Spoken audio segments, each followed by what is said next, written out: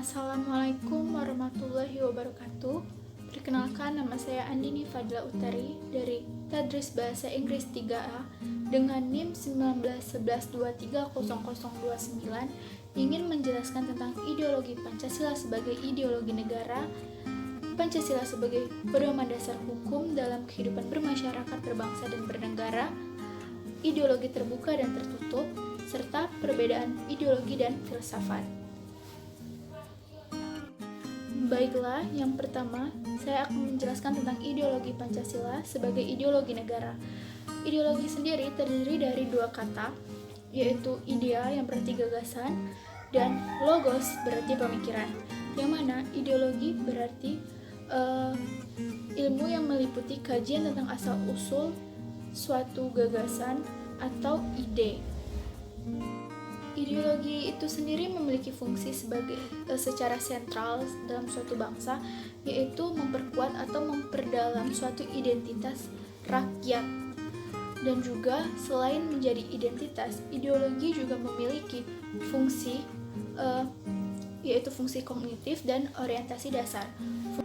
Fungsi kognitif berarti bahwa ideologi dapat menjadi suatu landasan dalam suatu bangsa untuk memandang dunia, serta ideologi fungsi orientasi dasar yaitu memberikan wawasan dan makna bagi rakyat serta memberikan tujuan bagi rakyat itu sendiri. Seperti yang kita ketahui, ideologi Pancasila dirumuskan pada tanggal 1 Juni 1945 dan dirumuskan oleh Panitia 9 dan juga memiliki kedudukan sebagai Pancasila sebagai dasar negara, Pancasila sebagai landasan hukum, Pancasila sebagai pandangan hidup, Pancasila sebagai jiwa bangsa, Pancasila sebagai sumber dari segala sumber hukum, Pancasila sebagai perjanjian leluhur, Pancasila sebagai cita-cita, dan Pancasila sebagai cita-cita bangsa. Selain itu, Pancasila juga sebagai tujuan, sebagai arah dalam bangsa Indonesia, sama seperti halnya kompas. Jika kita ingin pergi ke suatu tempat atau pergi ke suatu arah, kita harus tahu arah mana yang benar yang akan kita tuju, dan itulah fungsi kompas. Nah, sama seperti halnya ideologi Pancasila, negara Indonesia pasti memiliki tujuan yang akan direalisasikan, dan fungsi ideologi Pancasila adalah menjadi arah, menjadi tombak kemana agar tujuan tersebut dapat dilaksanakan, dapat direalisasikan. Yang kedua yaitu Pancasila sebagai pedoman dasar hukum dalam kehidupan bermasyarakat, berbangsa, dan bernegara. Pancasila itu sendiri adalah naskah yang dirumuskan oleh tokoh-tokoh pejuang bangsa pada masa penjajahan, yang mana dibacakan oleh presiden pertama kita yaitu Insinyur Soekarno dalam momen proklamasi kemerdekaan Indonesia. Rumusan Pancasila ini disusun dengan makna filosofis yang masing-masing sila memiliki artinya masing-masing dan memiliki arti yang sangat penting bagi suatu bangsa dan negara. Lalu, Pancasila dijadikan sebagai pedoman hidup warga negara dalam bermasyarakat, dan setidaknya dalam masyarakat harus memiliki 4 sifat individu dalam bermasyarakat, yaitu menurut Dr. Andes Mulyadi Kertanegara, yaitu pertama ada inklusivisme, kedua humanisme, ketiga toleransi, dan keempat demokrasi. Yang pertama, inklusivisme. Inklusivisme diartikan sebagai sikap lapang dada sesuai dengan arti dari sila pertama yaitu ketuhanan yang Maha Esa. Kedua, yaitu humanisme. Di Indonesia itu sendiri semuanya sama, manusia, rakyatnya semuanya sama, meskipun banyak perbedaan dari segi suku, ras, dan agama.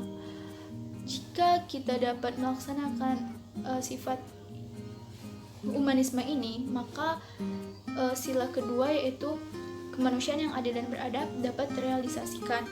Yang ketiga yaitu ada toleransi. Di Indonesia juga terdapat sangat banyak kepribadian, perbedaan bahasa, dan adat istiadat. Namun, kita harus saling menghormati dan menyayangi satu sama lain. Sesuai dengan sila ketiga yaitu Persatuan Indonesia. Maka, jika ingin sifat dari sila ketiga ini terlaksanakan, maka kita harus saling menghormati dan menyayangi satu sama lain. Keempat yaitu demokrasi. Indonesia juga merupakan negara demokrasi yang mana setiap rakyat memiliki kebebasan berpendapat dan mengeluarkan pikiran, yang mana sesuai dengan sila keempat yaitu kerakyatan yang dipimpin oleh hikmat kebijaksanaan dalam permusyawaratan perwakilan. Lalu selanjutnya pembahasan yang ketiga yaitu tentang ideologi terbuka dan ideologi tertutup. Pertama, ideologi terbuka. Ideologi terbuka yaitu merupakan ideologi yang mengikuti perkembangan zaman, yang bersifat dinamis dan sesuai dengan pikiran rakyat serta tidak dipaksakan. Ideologi ini dapat digali sesuai dan diambil dari kekayaan, moral, dan budaya masyarakat itu sendiri. Dalam ideologi terbuka ini memiliki ciri-ciri khusus, yaitu pertama, tidak berasal dari suatu negara, namun berasal dari pikiran masyarakat itu sendiri. Kedua, merupakan kekayaan rohani, moral, dan budaya masyarakat. Isinya tidak langsung operasional dan juga tidak bersifat kaku dan tertutup, namun bersifat normatif, dinamis, dan terbuka. Juga menghargai pluralitas sehingga dapat diterima oleh seluruh masyarakat yang berbeda, khususnya masyarakat yang berbeda ras. Lalu selanjutnya tentang ideologi tertutup. Ideologi tertutup ini itu merupakan pandangan atau ajaran tentang filsafat atau dunia yang menentukan tujuan atau norma sosial dan politik, yang mana ketetapannya atau kebenarannya tidak boleh diganggu-gugat dan tidak boleh dipermasalahkan lagi. Lalu juga harus diikuti dan dipatuhi. Ideologi ini juga bersifat dogmatris dan a priori. Dan juga perlu diketahui bahwa ideologi ini memiliki ciri-ciri khusus, yaitu pertama, bukan berasal dari pikiran masyarakat, melainkan berasal dari pikiran suatu kelompok yang digunakan sebagai dasar untuk mengubah masyarakat. Kedua yaitu apabila sekelompok orang ini berhasil menguasai negara, maka ideologinya itu akan dipaksa kepada masyarakat. Ketiga yaitu bersifat totaliter. Keempat yaitu pluralisme pandangan dan kebudayaan ditiadakan. Yang keempat yaitu ideologi tertutup, tidak mengakui hak-hak masing-masing orang untuk memiliki keyakinan dan pertimbangannya sendiri. Adapun materi yang keempat yaitu tentang perbedaan ideologi dan filsafat.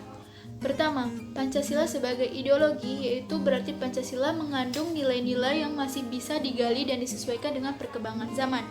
Namun, filsafat yaitu Pancasila sebagai filsafat berarti bersifat tetap dan harus diyakini kebenarannya dan tidak dapat diganggu-gugat.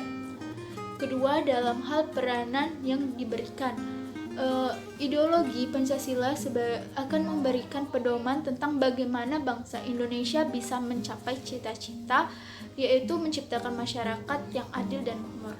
Namun dalam filsafat, Pancasila sebagai filsafat memiliki fungsi untuk memberi pedoman penting tentang bagaimana Indonesia seharusnya bersikap, bertingkah laku, dan berbuat dalam aktivitas bermasyarakat, berbangsa, dan bernegara. Namun, jika ditinjau dari sifatnya, perbedaan ideologi dan filsafat yaitu ideologi bersifat subjektif, normatif, dan tertutup. Namun, filsafat bersifat objektif, logis, dan terbuka. Namun, jika ditinjau dari sifatnya, perbedaan ideologi dan filsafat, ideologi bersifat subjektif, normatif, dan tertutup. Namun, filsafat bersifat objektif, logis, dan universal.